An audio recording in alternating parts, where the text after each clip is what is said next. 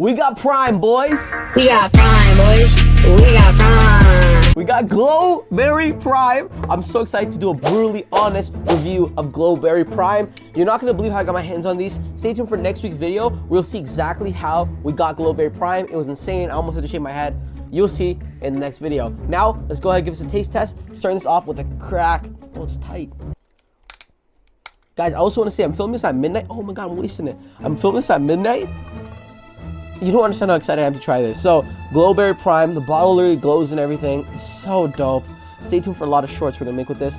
Let's go ahead and give us a taste test, a review, ranking, all that. Wow. This is literally sour apple. Wow. I know I say this every time I try a new one, but this might be the best Prime so far. And I'm being brutally honest, my favorite Prime Tropical Punch, low-key even Strawberry Watermelon, but this one might be literally the S tier. Wow. It's not too sweet. You can actually taste electrolytes. It's a bit salty, unless I'm dehydrated. Oh my God, it literally tastes like lemon apple. That's good.